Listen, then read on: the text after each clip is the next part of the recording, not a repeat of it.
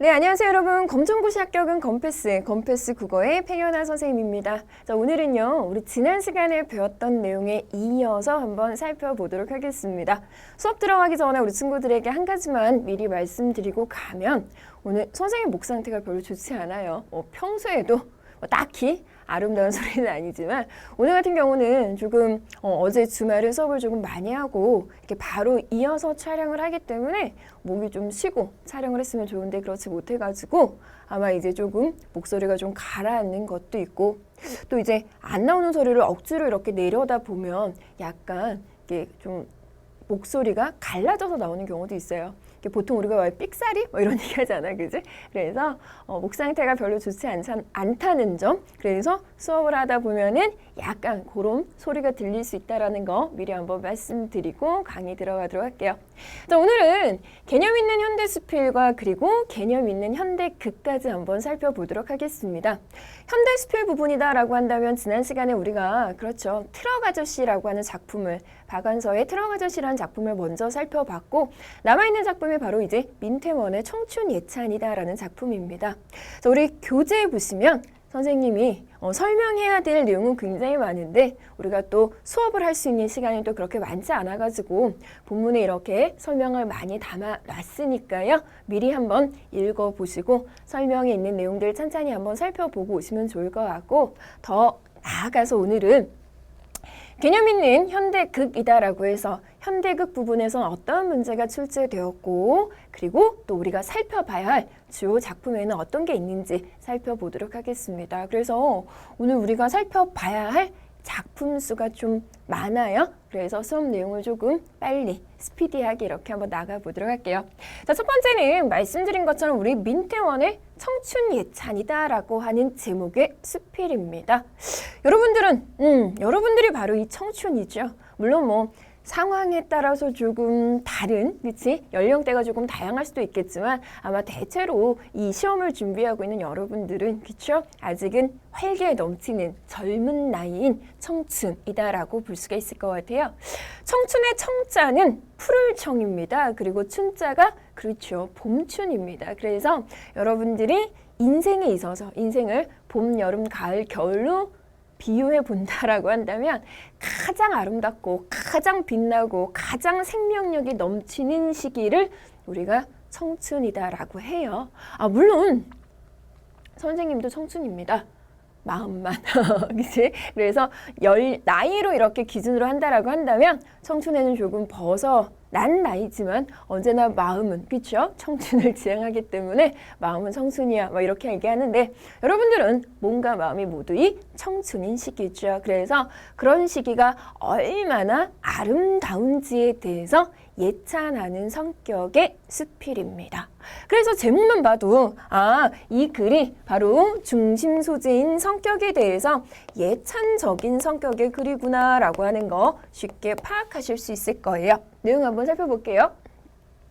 청춘이라고 시작하고 있어요. 이럴 때는 느낌표가 있기 때문에 청춘 이렇게 작게 이야기하는 게 아니라 와 청춘 이런 식으로 느낌을 담아서 힘있고, 그죠? 이런 강한 느낌으로 말하는 게 좋겠죠. 이는 듣기만 하여도 가슴이 설레는 말이다. 청춘, 너희 두 손에, 여러분들의 두 손을 가슴에 대고 물방학 같은 이다라고 했으니까 무슨 법이에요? 그렇습니다. 직유법이죠. 직접적으로 빗대는 말이 있으니까 심장의 고동을 들어보라. 청춘의 피는 끓는다라고 했습니다. 여러분들의 심장이 굉장히 힘있게, 그렇죠? 움직이고 있다라고 하는 거고, 보통 피 끓는 청춘이다라고 얘기를 하는데 이건 여러분들의 뭡니까? 열정과 정열을 의미하는 거죠. 그래서 보통 아무래도 이제 나이가 어린 친구들이 하고 싶은 것도 많고요. 그렇죠? 그리고 또 하고자 하는 열정과 정열이 많기 때문에 보통 우리가 청춘을 보고 피 끓는 청춘이다라고 하는데, 여기서도 그죠? 그러한 표현을 볼 수 있습니다. 그래서 여기서의 청춘의 피라고 하는 것은 일단 여러분들 마음속에 있는 정열과 열정을 의미한다라고 보시면 될 것 같아요. 끓는 피에 뛰노는 심장은 거선의 기관과 같이 힘이 있다라고 했습니다. 역시 가치가 나왔으니까 뭡니까? 직유법이고요. 거선이라고 할 때 거자는 클 거자고 선자는 배선입니다. 그래서 아주 큰 배, 이 자그마한 배가 아니라 아주 큰 배에 기관, 이 배를 그죠? 바다 위에 띄워야 되고 또 앞으로 힘있게 나아가려고 한다면 그 배를 움직이는 배에 있는 이 기관이 얼마나 큰 힘이 있겠습니까? 그래서 여러분들의 그 심장은 그런 어마어마한 강한 그런 힘이 있다라는 거죠. 이것이다. 인류의 역사를 꾸며내려온 동력, 그것이 바로 이 청춘의 끓는피다라고 하는 겁니다. 이성은 투명하되 얼음과 같으며 같다라고 했으니까 다시 그렇습니다. 직접적으로 빗대는 직유법이 나타나고요. 지혜는 날카로우나 갑 속에 든 칼이다라고 했습니다. 자, 여기서 뭐냐면 청춘의 끓는 피. 이걸 그냥 너무 이렇게 늘었으니까 그지? 열정 또는 우리가 정열이라고 할게요. 청춘의 끓는 피를 가리켜서 우리는 열정, 정열, 뭐 앞뒤 글자만 바꾸면 되는 거라서 같은 의미라고 보시면 될 것 같아요. 그래서 이 청춘의 끓는 피와 무엇을? 네, 이성과 지혜와 뭐하고 있어요? 차이를 강조하고 있죠. 이처럼 두 가지 대상의 차이를 강조하는 표현법을 우리는 뭐라 그런다? 그렇습니다. 대조법이다라고 해요. 여러분들은 밑줄, 여러분들은 같이 필기하실 필요가 없죠. 왜 말씀드린 것처럼 여러분들 교재에 이 내용이 정리가 되어 있어요. 물론 글씨가 작기 때문에 살펴보려면 좀 더 주의를 기울여야 되긴 하겠지만 정리가 되어 있기 때문에 그 부분에 있는 내용을 이렇게 밑줄을 치셔서 확인을 해주시면 좋을 것 같아요. 그래서 이성이다라고 하는 것은 투명하긴 하지만 그래도 얼음과 같다라는 얘기는 조금 뭐하다는 얘기예요. 차갑다라는 의미가 될 거고 지혜도 날카롭긴 하지만 갑 속에 든 칼이다라고 합니다. 무슨 얘기예요? 쓰지 않으면, 사용하지 않으면 의미가 없다. 그래서 뭐보다도 그렇죠. 이성이라는 것과 지혜라는 것보다도 여러분들의 열정에 훨씬 더 뭐가 있다? 가치가 있다라는 의미가 되겠습니다. 청춘의 끓는 피가 아니라면 인간이 얼마나 쓸쓸하냐라고 하는 것은 겁나 쓸쓸하다라고 하는 것을 의문형의 표현을 통해서 강조하고 있죠. 이처럼 평서문으로 종결할 수 있는 문장을 인간은 매우 쓸쓸하다라고 이렇게 종결해도 되는 문장을 의문형으로 바꾸어서 변화를 주고 의미를 강조하는 표현법을 우리는 뭐라 그런다? 그렇습니다. 서리법이다 라고 이야기하죠. 그래서 서리법이 사용되었다라고 하는 거. 자, 선생님 지금 표현기법을 이야기하고 있는데 이 표현기법의 내용이 잘 이해가 안 되신다라고 한다면 다시 개념 있는 현대시 개념을 정리한 부분들 확인하시는 게 좋겠죠. 얼음에 쌓인 만물은 죽음이 있을 뿐입니다. 그렇죠. 차가운 얼음 속에서의 생명은 움트지 못하니까, 그지? 그들에게 이런 생명을 불어넣는 것은 따뜻한 봄바람이다. 풀밭에서 속잎이 나고 가지에 싹이 트고 꽃 피고 새우는 봄날의 천지는 얼마나 기쁘며 얼마나 아름다우냐라고 했습니다. 그죠? 그래서 봄이라는 시기가 만물이 성장하고 또 생명력을 뽐내는 그 아름다운 시기다라고 하는 거죠. 이 부분은 중복된 부분이다, 그지? 바로 인생에 이러한 따뜻한 봄바람을 보내는 것이 여러분들의 끓는 피, 열정이다라고 하는 겁니다. 청춘의 피가 뜨거운지라 인간의 동산에는 사랑의 풀이 돋고 이상의 꽃이 피고 희망의 놀이 뜨고 연락의 새가 온다라고 했습니다. 그래서 여러분들의 그 뜨거운 열정 때문에 우리는 뜨겁게 사랑하고 이상, 꿈, 희망을 가지기도 하고 그 다음에 연락, 즐거움을 느낄 수 있다라고 하는 거죠.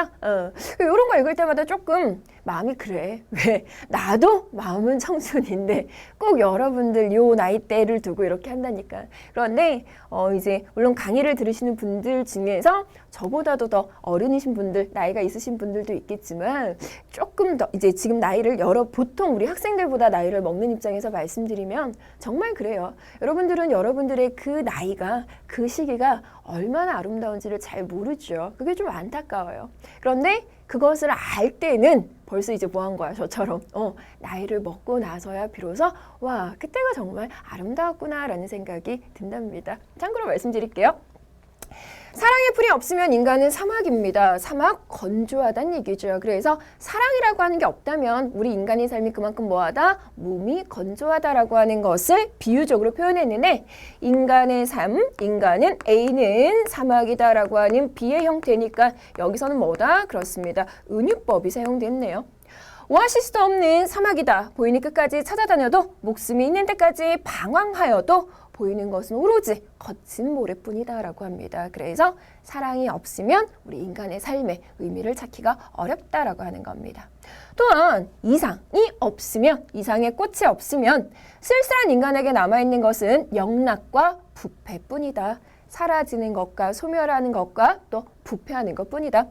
낙원을 장식하는 천차만홍이 어디 있으며 인생을 풍부하게 하는 온갖 과실이 어디 있겠는가. 이상, 우리의 청춘이 가장 많이 품고 있는 이상, 이것이야말로 무한한 가치를 가진 것이다 라고 했습니다. 그래서 앞서는 청춘의 피 끓는 열정에 대한 예찬이었다라고 한다면 이제 이어지는 부분은 여러분들에게 있는, 그렇죠, 이상, 꿈, 희망을, 이상과 꿈을 이야기하는 거다라고 보시면 돼요. 사람은 크고 작고 간에 이상이 있음으로써 보다 더 용감하고 구석에 살고 있는 것이다 라고 했습니다. 앞서 말씀드린 것처럼 여러분들의 이상, 여러분들의 뭐라고 생각하시면 된다? 그렇습니다. 꿈이라고 생각하시면 돼요. 지금 이렇게 강의를 듣고 있는 우리 친구들도, 그렇죠? 여러분들이 꿈꾸고 있는 무언가가 있기 때문에 힘든 걸 참고 용기를 내서 이렇게 강의를 듣고 있는 거잖아. 공부를 하고 있는 거잖아. 바로 그겁니다. 설사는 무엇을 위하여, 석가는 무엇을 위하여 설산, 눈이 오는 산 아주 힘든 곳에서 고행을 하였으며, 예수는 무엇을 위하여 황야에서 방황을 하였으며, 공자는 무엇을 위하여 천하를 천안하였는가라고 했습니다. 그래서 석가, 그 다음에 예수, 그리고 공자의 경우를 들어서 그들이 이렇게 힘든 과정을 거쳐왔던 것도 다 그들의 무엇 때문이었다? 이상을 위해서였다라고 하는 겁니다. 한 가지로 얘기하면 될 거 가지고 석가의 경우, 공자의 경우, 예수의 경우를 뭐하고 있다? 일단 예로 들고 있고 그 예들을 뭐하고 있어요? 나열하고 있죠. 그런 걸 우리가 열거라고 합니다. 밥을 위해서, 옷을 위하여, 미인을 구하기 위하여 그리하였는가? 아니다. 묻고 답하는 문답법 사용되었네요. 그들은, 여기서 말하는 그들은 여기에 동그라미 친 석가, 예수, 공자가 되겠죠. 그들은 커다란 이상, 곧 만천하, 온 세상에 대중을 품에 안고 그들에게 밝은 길을 찾아주며 그들을 행복하고 평화스러운 곳으로 인도하겠다는 커다란 이상을 품었기 때문이다라고 합니다. 중간에 이제 이 부분은 빠져야 되는 부분이네요. 그죠? 그래서 인도하겠다는 커다란 꿈을 품었기 때문에 그 힘든 과정들을 다 뭐한 거라고요? 참아낸 것이다 라고 볼 수 있어요. 그래서 그들은 길지 아니한 목숨을 산인가시피 살았으며 라고 하는데, 이건 무슨 얘기냐면 인간의 생명이다라고 하는 게 아무리 길어봤자 뭡니까? 100년입니다. 사실 100년이다라고 하는 것이, 그쵸, 굉장히 긴 시간처럼 느껴지지만 인류의 역사에 비교해보면은 굉장히 짧은 순간이거든요. 그래서 그들의 삶 자체는 짧은 기간이지만 그래도 그들이 그런 이상을 꿈꿨기 때문에 그들이 지금 오랜 시간이 지난 우리들에게도, 후세들에게도 그 이름이 전해진다라고 하는 거죠. 그래서 그들은 길지 아니한 목숨을 영원히 사는가시피 살았다라고 하는 의미가 될 겁니다. 아마 이제 중간에 편집하는 과정에서 단어들이 조금 바뀌긴 했는데 여러분들 교재에 있는 내용들 한번 확인을 해주시고요. 그들의 그림자는 천고에 사라지지 않는 것이다. 이것은 가장 현저하다는 얘기는 분명하다는 뜻이겠죠. 1월, 해와 달과 같은 예가 되려니와 그와 같이 못할지라고 할지라도 창강에 반짝이는 수많은 별들과 같이 사냐에 피어나는 수많은 꽃들과 같이 이상은 실로 인간의 부패를 방지하는 소금이라 할지니라고 했습니다. 이상의 가치를 소금에다 빗대어서 이렇게 표현을 한 거죠. 인생에 가치를 주는 원질이 되는 것이다 라고 해서요. 청춘의 특징 두 번째 무엇에 대해서 이상에 대한 이야기를 하고 있습니다. 그렇죠? 여러분들에게는 모두 다 뭐가 있으니까? 꿈이 있으니까. 그래서 또 여러분들이 뭐한 시기라고요? 아름다운 시기라고 하는 거죠. 이상, 빛나는 귀중한 이상. 이것은 청춘에 누리는 바 특권이다. 그들은, 여러분들은 순진한지라 감동하기가 쉽고 그들은 저염이 적은지라 죄악에 병들지 아니하였고 그들은 앞이 긴지라 창모, 눈을 두는 곳이 원대, 멀고 크고 그들은 피가 더운지라 시련에 대한 자신과 용기가 있다. 그러므로 그들은 이상의 보배를 능히 품으며 그들의 이상은 아름답고 수담스러운 열매를 맺어 우리의 인생을 더욱 풍부하게 하는 것이다 라고 합니다. 그렇죠. 그러니까 보통 여러분들이 어떻게 보면은 이렇기 때문에 그치? 꿈을 꿀 수가 있고 그게 잘 이해가 안 된다라고 한다면 우리 초등학교 친구들을 떠올려 보셔도 알 수가 있어요. 초등학교 친구들은 장래희망이 뭐야? 라고 물으면 주변을 의식하지 않고 본인이 느끼는 그대로 굉장히 솔직하게 얘기하죠. 그만큼 뭐하다는 얘기예요? 순진하고 맑고 깨끗하다라고 하는 겁니다. 그렇기 때문에 아주 먼 곳에 보통 이제 우리가 여러분들에게 꿈이 뭐야? 라고 했을 때 대통령이요 라고 말하는 친구들은 없을 거야. 그런데 초등학생 친구들은 간혹 있거든. 이제 그런 큰 꿈을 꾸기 때문에 그들이 바라보는 보고 있는 것도 굉장히 뭐하다 멀고요. 또 그들은 그래서 뭐하다고요. 그렇죠. 그러한 꿈을 실현하기 위해서 용기를 낸다라고 하는 겁니다. 그죠? 그래서 제가 초등학교 학생의 경우를 예를 들었는데 사실 여러분들도 무엇이든 할 수 있는 나이예요. 여러분들이 어떻게 마음을 먹느냐에 따라서. 그죠? 보라 청춘을 이라고 했습니다. 문장의 순서가 본래는 청춘을 보라라고 해야 되는데 보라 청춘을 이다라고 해서 문장의 위치가 바뀌었죠. 이런 걸 우리는 무슨 법이다라고 한다? 그렇습니다. 도치법이다라고 하죠. 뒤에 느낌표가 붙었으니까 당연히 무슨 법이 될 거예요? 네, 영탄법이 될 겁니다. 그죠? 그래서 여기에서 사용된 표현법이다라고 한다면 첫 번째, 네, 도치법. 그 다음에 강한 느낌을 담아낸 느낌표가 있으니까 영탄법이 사용되었다라고 볼 수 있어요. 자, 그 다음에 이어지는 부분은 여러분들의 육체에 대한 예찬이에요. 그들의 몸이 얼마나 튼튼하며 그들의 피부가 얼마나 생생하며 그들의 눈에 무엇이 타오르고 있는가. 우리 눈이 그것을 보는 때에 우리의 귀는 생애, 찬미를 듣는다. 그것은 웅대한 관현악이며 여러분들의 몸이 들려주는 그러한 소리가 되겠죠. 미묘한 교양악이다. 역시 은유법을 통한 비유가 사용되었습니다.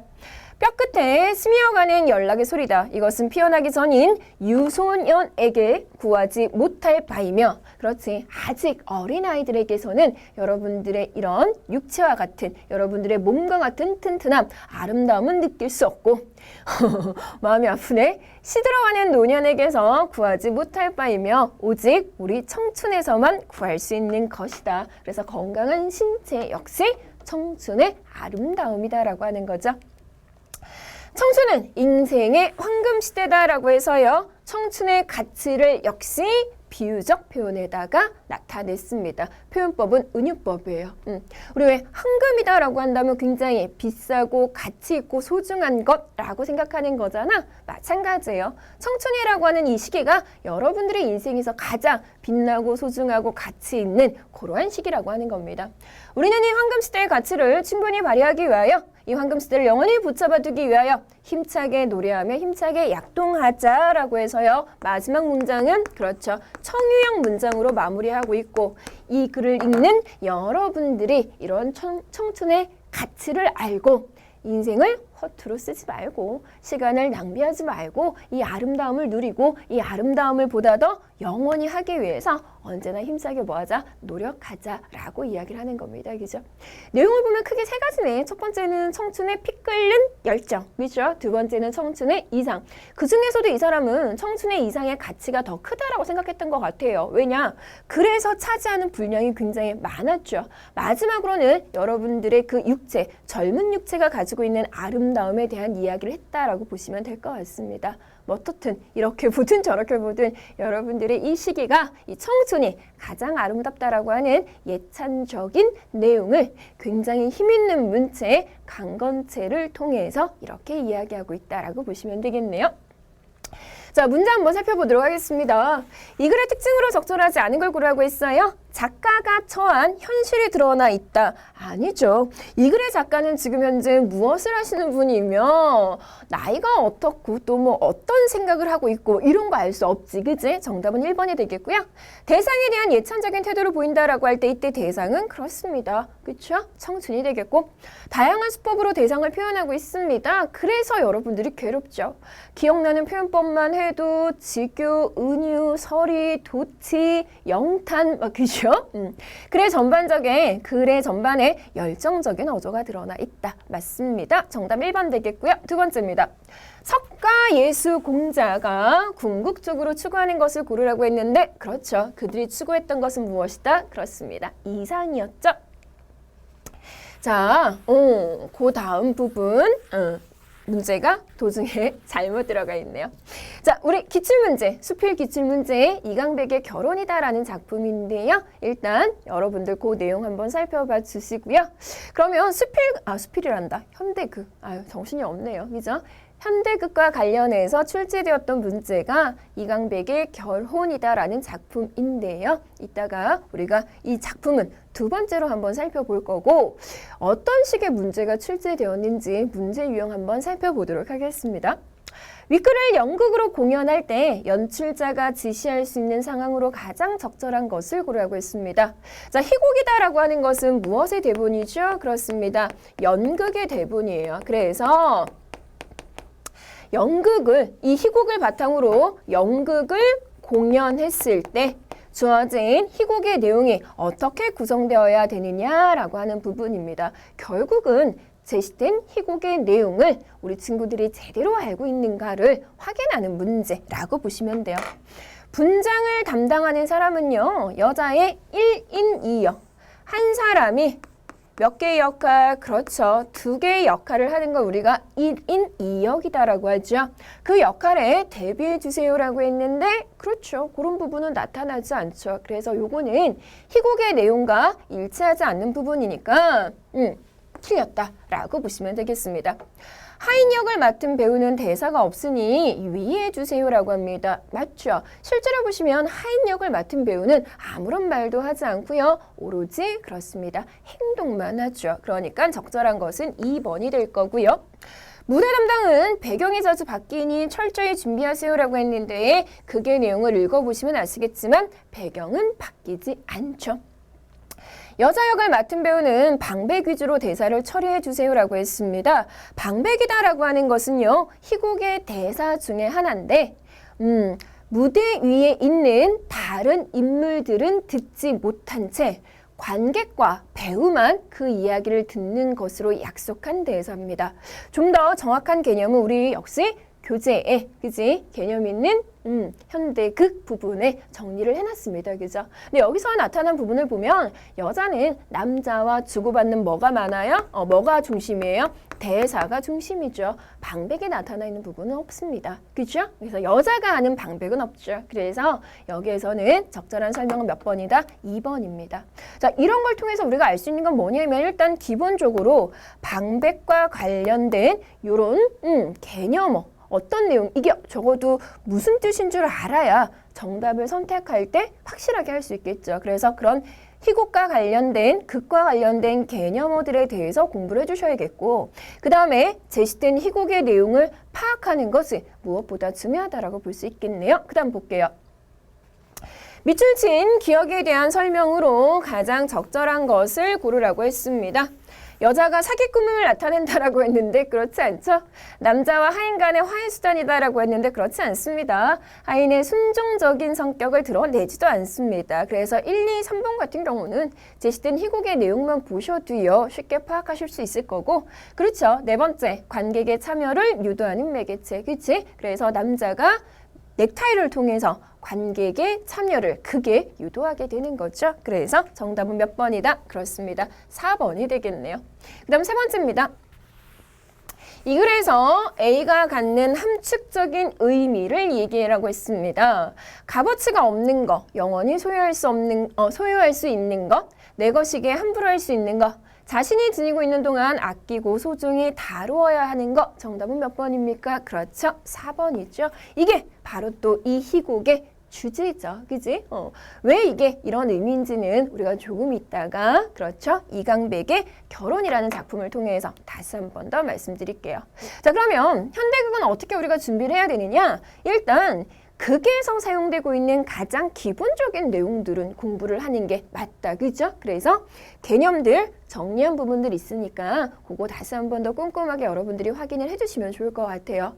현대시나 현대소설에 비해서는 내용이 조금 적습니다. 그래서 공부에 대한 부담은 없으니 그치? 열심히 그 개념들은 여러분들 머릿속에 넣어두도록 해주시고 그 다음에 두 번째 우리가 준비해야 되는 건 제시된 희곡의 내용을 정확하게 이해하고 파악하는 게 필요하다라고 하는 부분이네요. 그래서 오늘은 두 작품 살펴보도록 하겠습니다. 첫 번째 우리가 살펴볼 작품은 성난기계라고 하는 제목의 희곡입니다.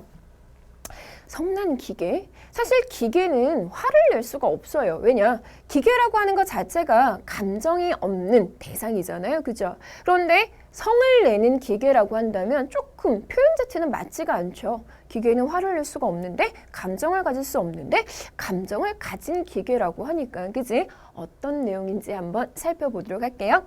주어지는 부분은 금숙이라는 인물과 획이라는 인물의 무엇을 위주로 해서 그렇습니다. 대화를 위주로 해서 전개되고 있네요. 희곡의 가장 큰 특징은 희곡은 소설과 달리요. 서술자라고 하는 개념이 없어요. 소설은 서술자라는 존재가 등장을 해서 이 서술자가 우리에게 사건 전반에 대한 이야기를 들려주기도 있죠. 그런데 희곡은 서술자가 아닌 누가 등장인물이 나옵니다. 그래서 인물들의 무엇을 통해 말, 대사와 그들의 무엇을 통해서 행동을 통해서 사건이 전개가 되고 인물의 성격이 드러나며 그리고 글에 뭐가? 네, 주제가 제시되므로 여러분들은 각각의 인물들, 특히 이야기의 주인공이 되는 인물의 말, 그리고 인물의 행동에 초점을 맞추어서 작품의 내용을 파악해 주시면 좋을 것 같아요. 우리 금숙과 획이라는 인물이 나오는데 이야기를 읽어보신 친구들은 아시겠지만 그렇습니다. 획이라는 인물이 우리 이야기의 뭐예요? 중심인물이지. 그래서 획이의 말, 획이의 심리 변화, 획이의 태도 변화를 중심으로 한번 내용을 파악해 보자고요. 선생님 참 이상해요. 뭐가? 금숙은 이 병원에서 일하는 간호사입니다. 그래서 선생님, 의사 선생님, 획이를 부르는 거죠. 뭐가? 아까 그 환자에 대해서 너무 냉담하신 것 같았어요. 가엾잖아요 라고 합니다. 자, 아까 그 환자가 누군지는 그렇죠. 우리 여러분들 교재에는 앞부분에 줄거리가 나타나 있죠. 그래서 앞부분에 있는 줄거리 다시 한번 확인해 주시고요. 사실 가엾은 건 나 자신일지도 모르지. 하지만 지금까지 어느 환자에게도 수술을 거절해 보신 일도 없거니와 실수도 없었잖아요. 그런데 왜 그렇게 완고하게 거절하셨어요? 라고 합니다. 획이에게 수술을 해달라고 찾아와요. 근데 병이 너무 많이 진전이 되어서 수술을 해서 그 수술이 성공한다라는 보장이 없어요. 그래서 획이가 냉정하게, 아주 냉정하게 여인을 돌려보냅니다. 그래서 그걸 보고 있던 금숙이 아니 지금까지 환자에게 수술을 거절한 적도 없고 또 심력도 굉장히 좋은 것 같아, 그지? 그래서 그런 실수도 한 적이 없는데 아유 그렇게 딱한 처지에 있는 사람이면 좀 도와주지 왜 그렇게 냉정하게 돌려보냈어요? 라고 물었어요. 그랬더니 획이가 어둡고 침울한 표정으로 변하며 라고 하는 게 바로 뭡니까? 인물의 행동을 지시하는 지시문이죠. 그래서 어둡고 침울한 표정이다 라고 하는 것은 획이의 내면이 그만큼 뭐하다? 어둡고 침울하다는 얘기죠.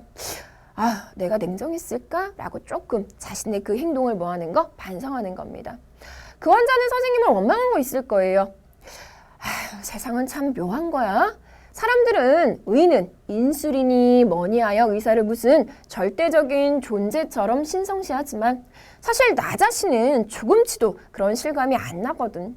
여자건 남자건 미인이건 늙은이건 닥치는 대로 그냥 배를 가르고 갈비뼈를 떼어내어 썩은 폐 조각을 잘라내는 하나의 노동을 하고 있는데 불가하니 말이야 라고 합니다. 그래서 사람들은 의사라고 한다면 사람의 생명을 다루는 아주 고귀한 뭐 이런 거라고 생각했는데 막상 의사인 획이는 자신의 일을 어떻게 그렇죠. 닥치는 대로 배를 가르고 갈비뼈를 떼어내고 뭐 이런 일을 했다는 얘기죠. 그럼 말 그대로 뭐 했다고요? 그렇죠. 기계적인 삶을 살아왔다라고 하는 걸 획이의 말을 통해서 할 수 있는 거죠. 그래서 환자를 볼 때 사람으로 보는 게 아니라 환자를 볼 때 그냥 수술해야 될 대상으로만 바라본다라는 거, 기계적이다라고 하는 거. 제목이 뭐였지? 성난기계였지?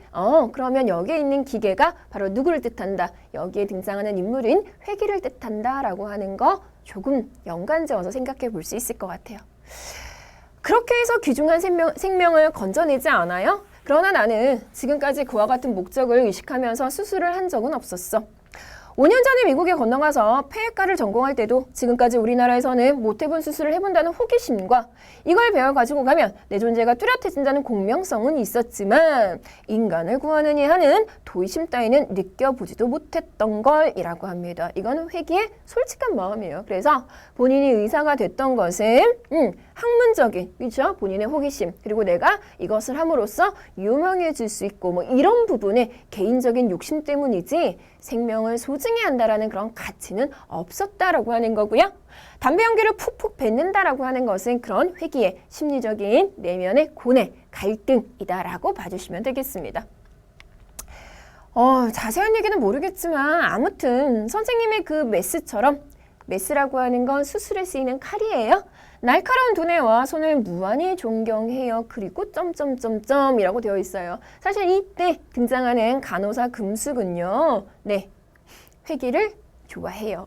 그래서 회기한테 이렇게 이야기를 하는 겁니다. 그지? 그래서 뒤에 있는 부분은 선생님 좋아해요. 뭐 이런 말이 아닐까 싶습니다. 어떻든 금숙은 회기를 좋아하기 때문에 회기의 행동을 이해하려고 하고 회기를 보다 더 따뜻한 시선에서 바라보고 있죠. 그래서 선생님을 존경합니다. 뭐 이런 식의 얘기입니다.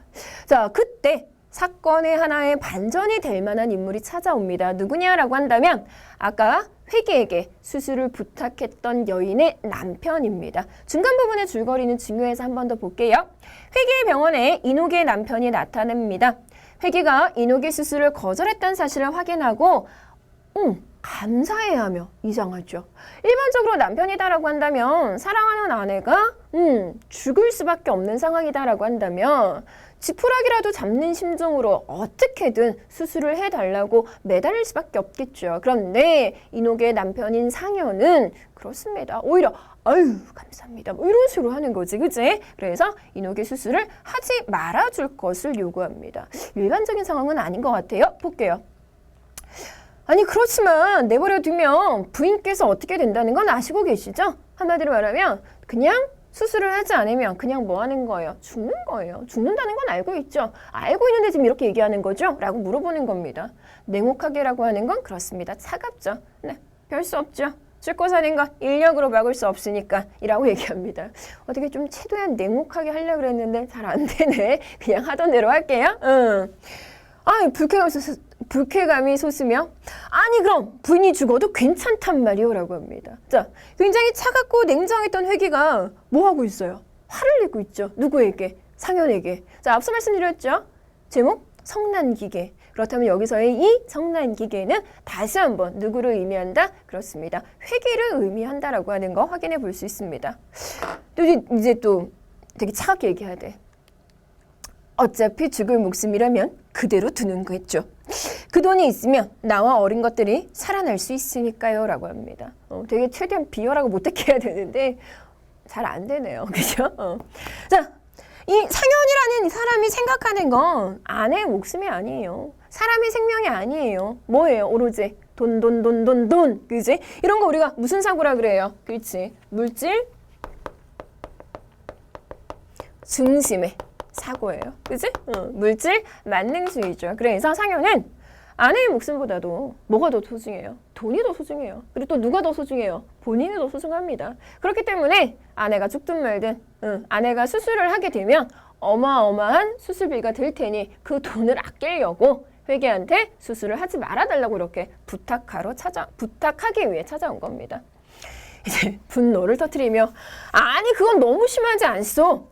아니 심한 건 내 아내죠. 그 병이 어떤 병이라고 수술을 합니까? 그것도 공짜로 한다면 또 모르지만 돈 쓰고 치가 죽고 나면 남은 우리들은 어떻게 살아가라고. 선생님, 그러니 나는 아니 그건 살인이나 다름없지 않소? 라고 하는 겁니다. 자, 두 사람의 무슨 갈등입니까? 그렇죠. 외적 갈등이고요. 이 외적 갈등을 통해서 여러분들이 눈여겨봐 두셔야 되는 부분은 바로 이런 회계의 변화입니다. 굉장히 차갑고 내성이 아니라 차갑고 이성적이어서 마치 사람이 아닌 기계처럼 보이던 회계가 분노라고 하는 감정을 통해서 인간성을 회복해 나가고 있는 거죠. 그래서 지금 현재 말하는 상현은 사람의 목숨보다도 어떤 가치? 그렇죠. 물질적 가치. 그 다음에 뭐예요? 자기 자신만을 위하는 이기주의의 모습을 보인다라고 한다면 회귀가 어떻게 변해가요? 그렇죠. 사람의 생명을 소중하는 그렇죠. 인간적 가치를 지향하는 거고 자기 자신보다도 누구를 그렇죠. 아까 우리 은숙이라고 하는 그렇죠. 그 여인을 은숙이 아니고 인숙이지? 인숙이다라고 하는 그 여인의 생명을 좀 더 소중하게 생각하는 부분이 보여요. 그죠? 그래서 상현과 회귀의 이러한 갈등을 통해서 회귀가 점점 이러한 가치를 회복해 가고 있다. 즉 다르게 표현하면 인간성을 뭐하고 있다고요? 그렇죠. 회복해 가고 있다는 얘기입니다. 그래서 본인보다 더 나쁜 상현이라는 존재와의 대화를 통해서 이런 걸 깨달아 가고 있다는 얘기죠. 자, 그건 살인이나 다름없소라고 하는 회귀의 말이 떨어지자 금숙은 의아한 표정으로 회귀를 쳐다봐요. 왜? 우리 아까 회귀가 말했던 거 살펴봤지? 그의 마음속에는 그가 의사로 일하는 동안에 뭐 사람의 생명을 구한다 뭐 이런 거에 대해서 사람의 가치, 사람의 생명 이런 거에 대해서는 단 한 번도 생각해 보지 않았다 그랬지. 오로지 자신의 호기심과 유명해지겠다라는 뭐 공명심 이런 걸로 본인은 의사 생활을 해왔는데 회귀가 뭡니까? 그런 회귀의 입에서 인간의 생명이 얼마나 소중하냐 뭐 이런 거에 대한 얘기를 하는 거니까 그지? 뭐라고요? 아내가 죽어가도 내버려 두는 법이 어디 있단 말이요? 이제 처음에 지녔던 겸손과 비굴은 찾아볼 수 없는 태도로란 얘기는 상현 역시 이제 태도의 변화를 보이는 거죠. 왜? 회귀가 계속 이런 식으로 얘기를 하니까 참견 마세요. 내 처를 내가 죽인 건 살린 건 무슨 걱정이요. 나 살고 남도 있는 거지. 아무튼 실례했습니다. 라고 이렇게 하고 나가버려요. 그죠? 회귀는 감전된 사람처럼이라는 얘기는 비유적 표현인데요. 설마 전기에 감전된 게 아니고 본인이 받은 충격을 이렇게 비유적으로 표현한 겁니다. 금숙은 회귀를 주시하고만 있고요. 무거운 침묵이 흐릅니다. 그리고는 미스정이라고 금숙을 불러요. 아까 그 환자 주소 알지? 이녹의 주소 알고 있지? 예. 그 접수부를 보면 알 수 있을 거예요. 자, 그러면 속달 우편으로 보내오라고 합니다. 에? 뭘 보내란 얘긴가요? 라고 물었더니 수술을 받고 싶으면 편지 받는 즉시 찾아오라고 라는 얘기죠. 그럼 무슨 얘기예요? 그렇죠. 이녹의 수술을 본인이 하겠다라고 하는 뭐예요? 결심을 나타낸 거죠.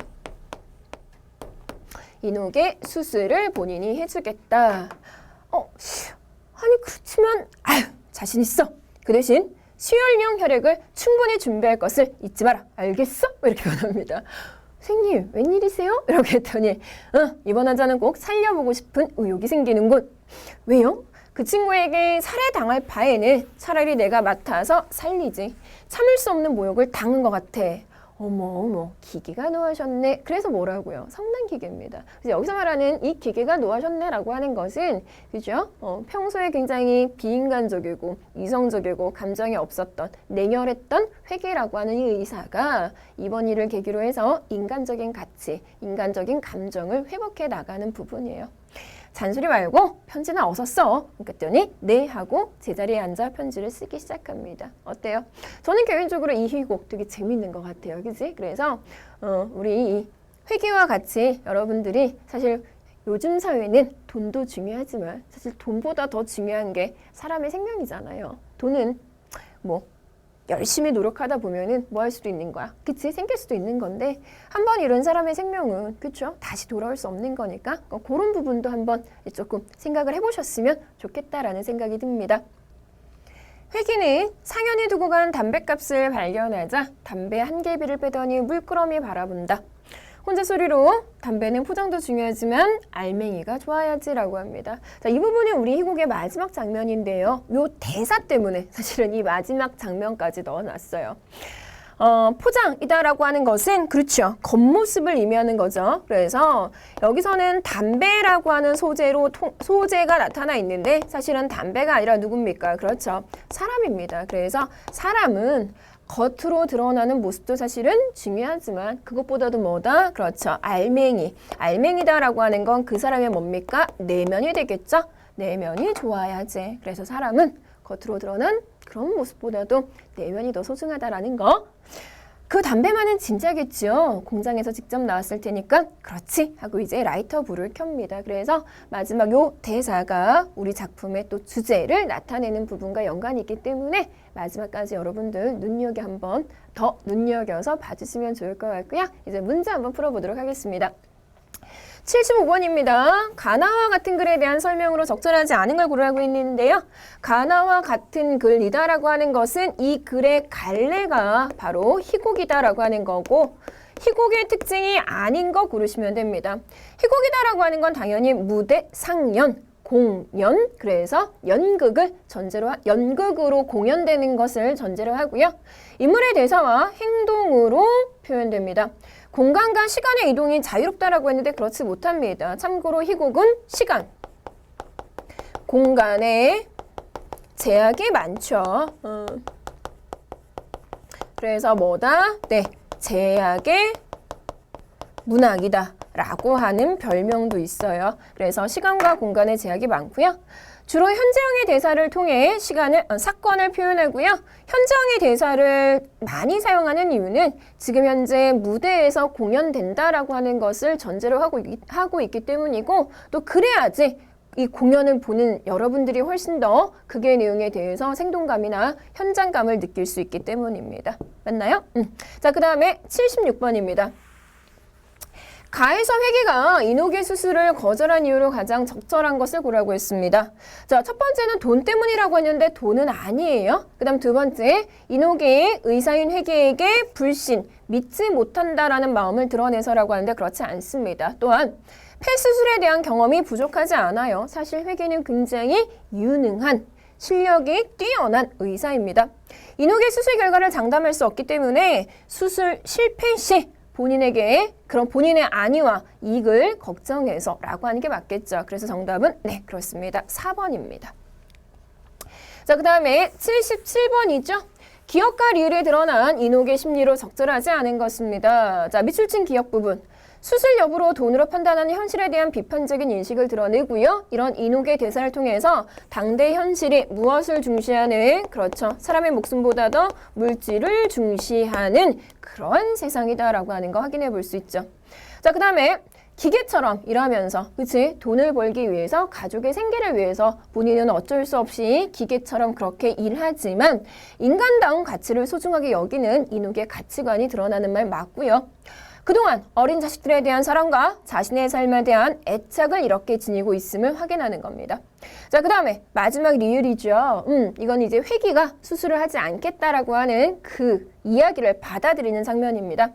이성적인 판단으로 회기의 결정이 타당함을 인정하고 이를 받아들이려는 수용적 태도가 나타난다라고 했는데 받아들이는 수용적 태도가 나타나긴 하지만 회계의 결정이 타당하고 올바르다라고 생각하는 게 아니라 의사인 회계가 수술을 거절한다라고 하니까 어쩔 수 없이 체념을 한 겁니다. 그죠? 그래서 리을을 이렇게 해석하는 것은 적절하지 않아요. 그래서 문제의 정답은 그렇습니다. 4번이 되겠네요. 자, 그 다음으로 우리가 이제 살펴봐야 되는 게 우리 앞서 기출문제에서 살펴봤던 이강백의 결혼이다라고 하는 희곡이 되겠습니다. 수업이 조금 길어지고 있죠. 그래서 우리 친구들 아마 힘드실 것 같은데 지난번에도 말씀을 드렸는데 이게 수업이 길어지면 무리하게 계속 수업을 듣지 마시고요. 잠깐 쉬었다가 휴식을 취하고 또 휴식이 있어야 에너지가 충전이 되니까 휴식을 취하고 다시 강의를 들어주시면 좋을 것 같아요.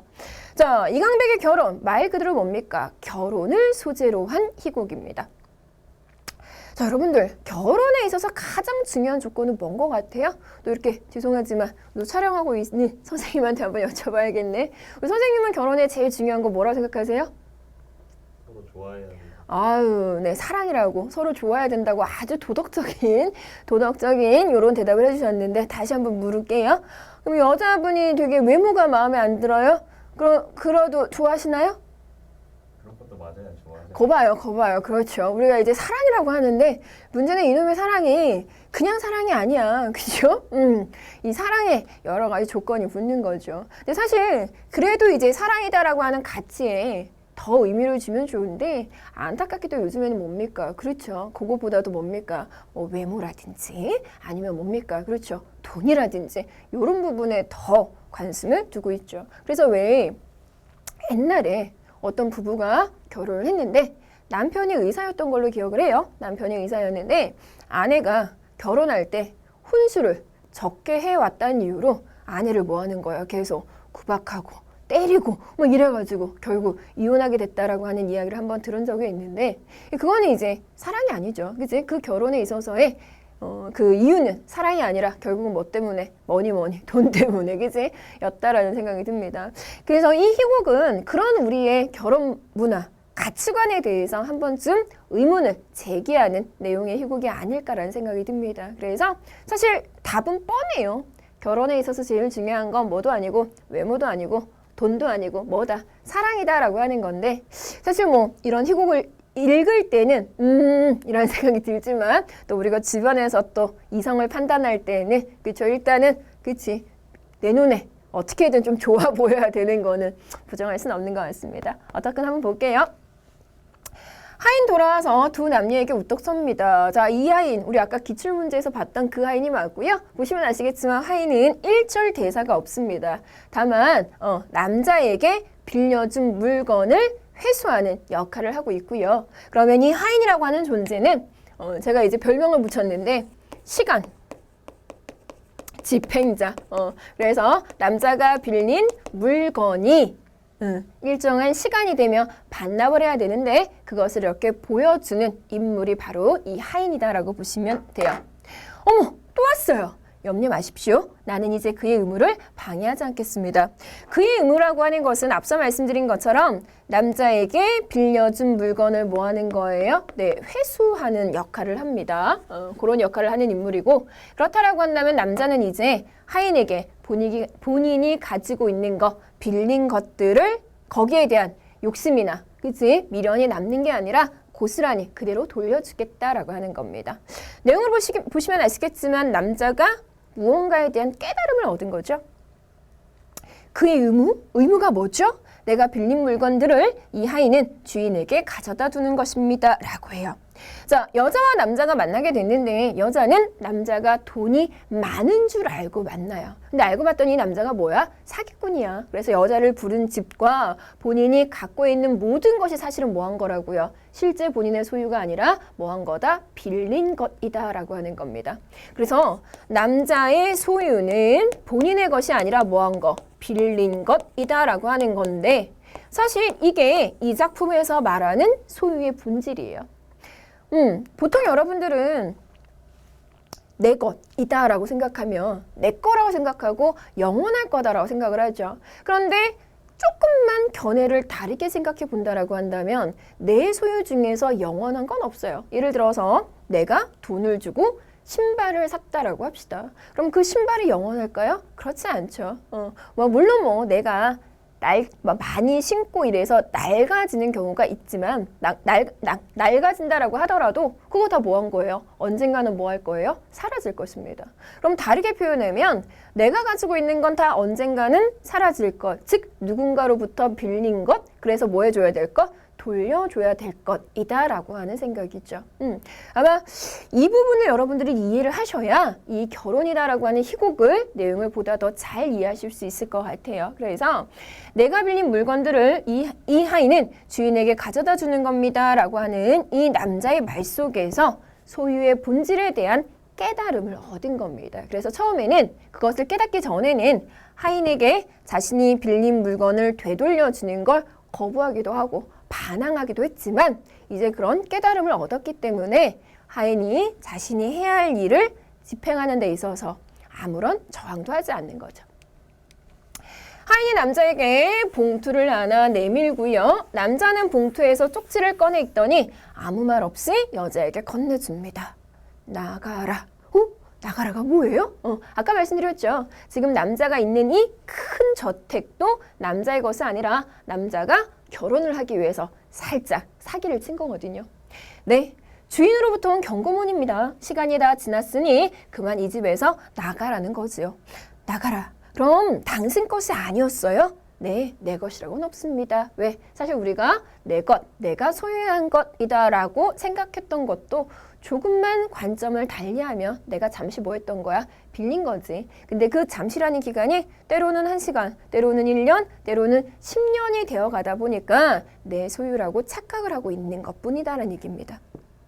그래서 여자는 이 부분에서 비로소 남자가 사기꾼이다라고 하는 거, 진짜 부자가 아니라 부자인 척을 했던 사기꾼이다라고 하는 걸 깨달아요. 충격을 받습니다. 그죠? 모두 빌린 것들 뿐이죠. 저기 두둥실 떠있는 달림도, 저 은빛의 구름도, 이 한이바람도, 그리고 어쩌면 여기 있는 나마저도, 또 당신마저도 잠시 빌린 것입니다 라고 해요. 그래서 이 남자의 말에는 앞서 말씀드린 것처럼 소유의 본질에 대한 깨달음이 담겨 있어요. 모두 다 뭐 한 거다? 빌린 겁니다. 그렇죠. 인간의 생명이다라고 하는 것도 어떻게 생각하면 우리가 잠시 왔다 가는 거니까 빌렸다라고 볼 수가 있는 것 같아요. 여기서의 빌렸다라고 하는 거는 영원하다라고 하는 것과의 반대 의미라고 생각을 해주시면 아마 조금 더 이해하기 쉬울 거예요. 잠시 빌렸다고요? 네, 그렇습니다. 하인 엄청나게 큰 구두 한 짝을 가져오더니 주저앉아 자기 발에 씻습니다. 그리고 그 구두발로 차낼 듯한 험악한 분위기가 조성된다라고 하는 거죠. 자, 이때 말하는 험악한 분위기다라고 하는 것은 그게 긴장감을 뭐하는 부분이에요? 고조하는 부분이 될 거고, 가능한 한 엄청나게 큰 구두를 가지고 온 이유는 이러한 긴장감을 더 뭐하기 위해서 고조시키기 위해서죠. 그래서 이 신발로 너의 엉덩이를 뻥 걷어차서 쫓아내기 전에 어서 뭐하란 얘기예요? 나가란 얘기입니다. 남자는 자신의 정체가 탄로났지만 소유에 대한 본질을 깨닫고 난 다음이니까, 그리고 이 여인에게 사랑의 감정을 느꼈기 때문에 여자에게 청혼을 해요. 결혼해 주십시오. 당신을 빌린 동안에 오직 사랑만 하겠습니다. 당신을 빌린 동안이란 얘기는 결혼의 의미예요. 그렇지. 보통 우리가 결혼한다라고 한다면 나의 사람이 생기는 거다, 내 소유의 사람이다라고 생각하기 쉬운데, 여기서는 그런 소유의 관념이 아닌 잠깐 동안 뭐한 거, 빌린 거, 그래서 당신을 더 소중하게 사랑하겠다라는 의미예요. 어쩌면 좋아요. 그렇죠. 여자 입장에선 갈등이 될 수밖에 없겠죠. 이 남자가 돈이 많은 남자인 줄 알고 결혼하러 왔는데 그 돈이다라고 하는 부분이 없다라고 하니까 여자의 내면의 갈등, 이런 걸 우리는 내적 갈등이다라고 하죠. 하인 구두를 거의 다 신는다라고 하는 건 계속해서 그게 긴장감이 뭐 되는 부분, 고조되고 있는 부분입니다. 맹세는요. 맹세는 어떡하죠? 어머니께 오른손을 든 건, 이 맹세라고 하는 건 여자가 남자를 만나러 오기 전에 이 남자가 부자다라고 하는 사실을 확인하고 남자가 부자여야 꼭 부자와 결혼하겠다라고 어머니 앞에서 맹세를 했거든요. 사실 여자도 처음엔 이렇게 좀 속물적인 가치관을 지니고 있어요. 그래서 남자는 여자가 이뻐서 마음에 들었고, 여자는 남자가 돈이 많아서 마음에 들었고, 그치? 보통 우리가 결혼하면 떠올릴 수 있는 외모라든지 돈이라든지 그런 부분들을 보여줬다가 남자가 먼저 깨달음을 얻게 되죠. 물질이다라고 하는 건 내 것이 아니라 잠깐 우리가 뭐 하는 거, 빌린 거. 그런데 이제는 물질뿐만 아니라 내가 살고 있는 이 모든 삶, 심지어 결혼이라는 것도 내 것이 아니라 잠깐 동안 내가 뭐 하는 거, 빌린 것이다라고 하는 깨달음을 얻는 겁니다. 글쎄 그건 탁자 위에 사진들을 쓸어 모아 여자에게 주면서 이것을 보여드립시다. 시간이 가고 남자에게 남는 건 사랑이라면 여자에게 남는 건 무엇이겠습니까? 그것은 사진 석장입니다.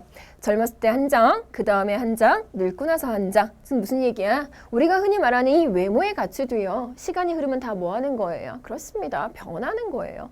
영원하지가 않는 거죠. 이 세상에서 영원하다라는 건 없으니까, 그지? 그래서 여자가 아름다운 외모를 소유한 것이 아니라 그것도 잠깐 뭐 한 거라고, 그렇죠, 빌린 것이다라고 하는 겁니다. 그치? 언젠가는 사람은 뭐 할 테니까, 늙을 테니까, 그지? 나이가 들 테니까. 당신 어머니도 아마 이해할 겁니다. 이해 못 하실 거예요, 어머님. 슬프고 낙담해서 천천히 본인의 사진을 핸드백 속에 담아요. 그리고 이제 마지막 인사를 하네요. 오늘 즐거웠어요. 정말이에요. 그러면 이 여자도 남자에게 호감이 있는 거야. 왜냐? 일반적이라고 한다면 남자가 빈털털이 사기꾼이라고 안 순간 그렇죠. 10원짜리 욕이 나와야 되지. 이런 삐리리 삐리리 삐리리야! 막 이렇게 화를 내고 나가야 되는데 그동안 남자와 함께 보낸 이 시간이 여자에게도 굉장히 행복했던 시간이거든요. 그래서 다른 사람들에게는 한 번도 하지 않았던 자신의 별명, 그지? 이런 얘기도 하고요, 그지? 그런 속마음을 터놓았기 때문에 남자와 함께했던 시간이 행복했기 때문에 이 즐거웠어요, 정말이요란 말은 네, 진담이에요.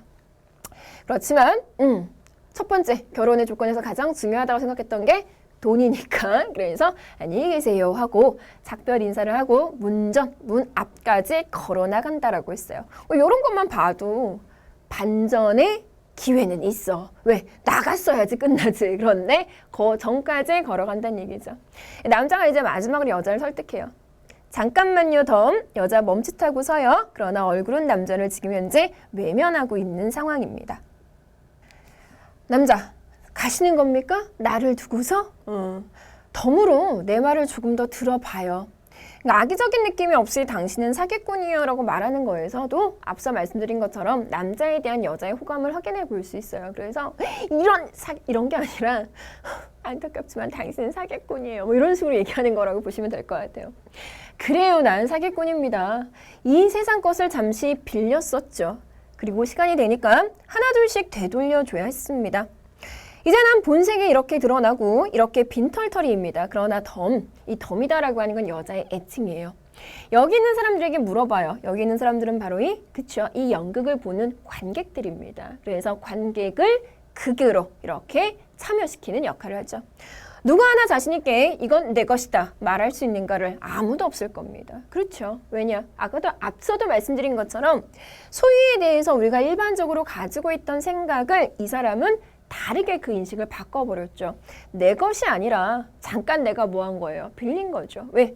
우리가 가지고 있는 것들 중에서 영원하다라고 하는 것들은 아무것도 없어요. 인간의 생명도 마찬가지고 여기에 있는 얘도 언젠가는 고장이 나겠지. 그럼 못 쓰게 된다는 얘기는 결국 뭐예요? 그렇죠. 빌린 것이다라는 의미가 맞는 거죠. 없다니까요. 모두들 덤으로 빌렸죠. 눈동자, 코, 입술 그 어느 것 하나 자기 것이 아니고 잠시 빌려 가진 거예요. 자, 누구든 관객석의 사람을 붙들고 그가 가지고 있는 물건을 가리키며 라고 하는 것. 그래서 앞서 말씀드린 것처럼 이 극은 관객의 참여를 유도한다 라고 하는 거죠. 이게 당신 겁니까? 정해진 시간이 얼마지요? 잘 아꼈다가 그 시간이 되면 꼭 주인에게 돌려주십시오. 덤, 이젠 알겠어요? 여자, 얼굴을 외면한 채 걸어 나간다는 얘기는 그렇죠. 남자의 이 이야기를 듣지 않는다는 얘기입니다. 하인 서서히 그 무거운 구둣발을 이끌고 남자에게 다가오고요. 남자는 뒷걸음질을 치고요. 그는 마지막으로 절규하듯 여자에게 호소를 해요. 덤, 난 가진 것 하나 없습니다. 모두 빌렸던 겁니다. 그런데 덤, 당신은 어떻습니까? 당신이 가진 건 뭡니까? 무엇이 정말 당신 겁니까? 그리고 넥타이를 빌렸었던 남성 관객에게 내 말을 들어보시오. 그럼 당신은 나를 이해할 거예요. 내가 당신에게 넥타이라고 하는 물건을 잠깐 빌렸을 때 그때 내가 당신 물건을 어떻게 다뤘었어? 막 험하게 다뤘었어? 어딜 망가뜨렸어? 아니, 전혀 그렇지 않습니다. 오히려 빌렸던 거니까 소중하게 아꼈다가 되돌려 드리지요. 자, 우리 아까 말했죠. 결혼이다라고 하는 것도 뭐 하는 거? 잠깐 빌리는 거. 그러면 넥타이 하나를 빌렸을 때에도 굉장히 소중하게 다뤘고, 그쵸? 이렇게 해서 돌려줬다는 얘기는 결혼하는 이 기간 내내, 결혼이라는 이 시간 내내 이 여자를, 그렇죠? 아끼고 소중하게 다뤄주겠다라는 얘기겠죠. 당신은 내 말을 들었어요? 여기 증인이 있습니다. 이 증인 앞에서 약속하지만 내가 이 세상에서 당신을 빌리는 동안에 아끼고 사랑하고 그랬다간 언젠가 시간이 되면 공손하게 되돌려 줄 테요. 내 인생에서 당신은 나의 소중한 덤입니다. 라고 했습니다. 그래서 이 덤이다라고 하는 호칭은 앞서 제가 애칭이다라고 말씀드렸죠. 이때 애는 그렇습니다. 사랑이에요. 그래서 사랑을 담은 명칭이다라고 보시면 돼요. 그래서 여자에게 사랑을 담아 덤이다라고 부르는 거고, 여기서 말하는 덤이다라는 얘기는 아까 말씀드린 것처럼 우리 인간이 빌린 모든 것, 그렇죠? 소유했다라고 착각하는 그 모든 것은 사실은 우리가 덤으로 잠시 빌린 것이다라는 의미입니다. 남자 하인의 구두발에 걷어채여요. 여자 더 이상 참을 수 없다는 듯 다급하게 되돌아온다는 얘기는 그렇죠. 남자를 사랑하는 여자의 마음입니다. 남자를 부축해 일으키고 포옹하죠. 그만해요. 이제야 날 사랑합니까? 그래요. 당신이 아니고 또 누굴 사랑하겠어요. 어서 결혼하러 갑시다. 구두발에 차이기 전에 라고 얘기를 하죠. 그래서 돈 때문에 남자를 만나러 온 여자와 그 여자의 외모에 반해 전 결혼을 이야기했던 남자가 결국 이 극의 마지막 부분에서는 진정한 사랑을 느끼고 결혼을 하게 된다는 얘기입니다. 이래서요, 저희 어머니도 말짱한 사기꾼과 결혼했었다던데, 자, 빨리 갑시다. 네, 어서 가요라고 합니다. 그래서 결말은 행복하지? 여기서 말하고자 하는 것은 앞서도 말씀드린 것처럼 결혼에 있어서 정말 중요한 건 우리가 생각하는 돈, 외모가 아니라 왜? 돈이나 외모나 모두 다 뭐 한 거예요? 그렇죠. 빌렸다라고 하는 겁니다. 우리 게 아니란 얘기지. 그지? 그렇기 때문에 결혼에 있어서 정말 중요한 건 그런 물질적인 거, 외적으로 드러난 것이 아니라 그렇죠. 사랑이다라는 것과 그다음 또 하나 우리가 가지고 있다라고 하는 이런 소유의 관념에 대해서 소유는 내 것이 아니라 내가 잠깐 동안 빌린 거. 그래서 언젠가는 소중히 다루었다가 되돌려줘야 할 것이다 라고 하는 소유의 본질에 대한 생각을 다시 한번 하게 되는 희곡이다라고 보시면 될 것 같아요. 자, 문제 볼게요. 78번입니다. 이 글을 통해 알 수 없는 걸 고르라고 했습니다. 하인은 남자의 물건은 회수하고 있는, 그래서 시간이 흐르면 그 물건을 되돌려 받는 역할을 합니다. 하인은 남자의 사정을 고려하지 않아요. 남자는 여자에게 예전의 경험을 들려주고 있습니다. 여자는 처음부터 남자가 빈털털이라는 것을 알고 있었다라고 했는데 아니라고 말씀드렸죠. 그래서 처음에는 겁나 부자라고 생각해서 만났던 거예요. 정답 4번. 그 다음 문제. 남자의 태도가 보기와 같이 달라진 이유로 가장 알맞은 겁니다. 넥타이를 빼앗겼을 때는 빼앗기지 않으려고 힘껏 저항했었어요. 그러나 이제 소지품을 빼앗기게 됐을 때는 이제는 태연하게 행복하다라고 말합니다. 즉 처음에는 그것을 거부했지만 소유의 본질에 대한 깨달음을 얻었기 때문에 그렇죠. 그 상황을 이제 받아들이는 거죠. 사랑의 허무함을 느꼈어. 자존심을 지키고 싶었어. 소유에 대한 인식이 달라졌어. 빙고. 정답은 몇 번이다? 그렇습니다. 3번입니다. 자, 80번 문제입니다. 기억에 담긴 남자의 정서로 가장 알맞은 거. 밑줄 친 기억이 바로 덤이죠. 그제? 그래서 여자에 대한 호감, 여자에 대한 애정을 담아 부르는 호칭입니다. 정답은 그래서 몇 번이다? 1번이죠.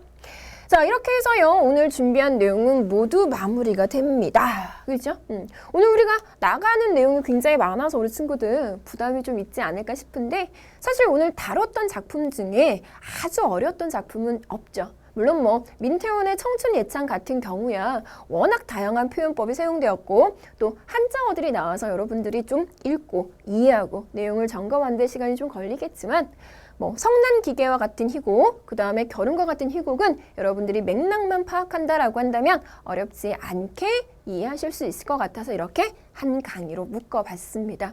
시간 조금 길어져서 우리 친구들 많이 피곤할 것 같은데요.